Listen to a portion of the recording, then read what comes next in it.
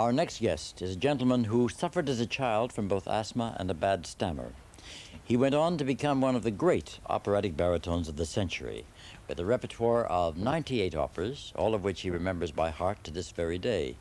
Strangely, or perhaps not so strangely, he rarely goes to the opera himself, except as a producer or singer.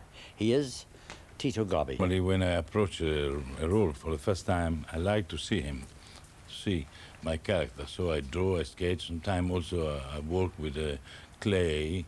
I like to give an aspect. In other words, you get a three-dimensional sculpting as well. Yeah. Right. And then I try to adapt my idea to my face.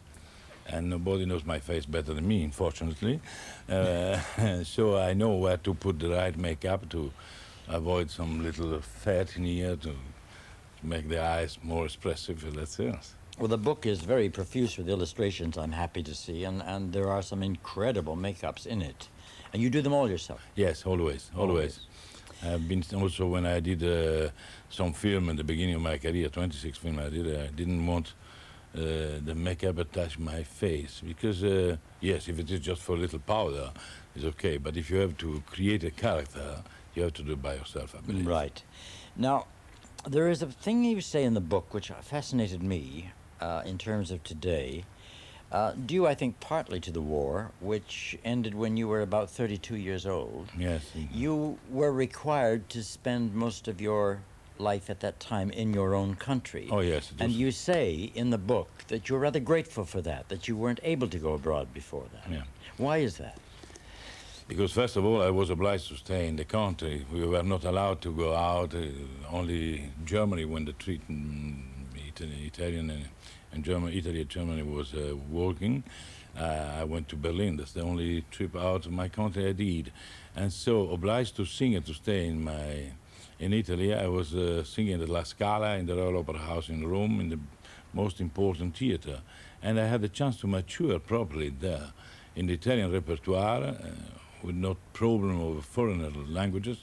So it was easier for me. And finally, when the terrible war was over, I had the chance to go out, and I was already ready. A good baritone. But you say that today, some of the younger ones start to leave their own country too soon. Yes, and not only leaving the country, it's moving around a little too soon, and more than anything else, is changing repertoire too soon. Try to cover all the repertoire in a very short time. Is that true? I did, in the first 6 years, the Royal Opera House in Rome, I did 66 roles, which is an enormous achievement. But I learned it, and I performed this, but not every day changing one to the other. That is what. So it happened to me to sing, for instance, Traviata 55 times in 1 year, in 1 season, so-called. That's a lot. But I did only Traviata. Right. Now, I said at the beginning that you rarely go to the opera yourself, and I think that's because you want to form your own opinion of roles, and you don't want to see anyone else do. Does that apply to recordings as well? For the recording? Do you listen to other recordings of baritone? Not very much. No? Not very much. No, I like to live and to work in the dream, in the cloud, in the hope that I look and I sound as I would like. But if I start looking or listen to me, there is certainly a lot that I don't like in myself, so I bet I don't know it. Now, one question occurs to me in terms of the Masterclasses. You, as an Italian, specialize in bel canto. Now, people come to you from all over. Germans, yes. Russians, they have different ways of singing.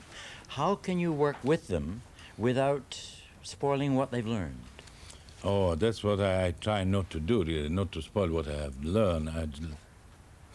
My work is to discover what they have learned, how and how far they have been.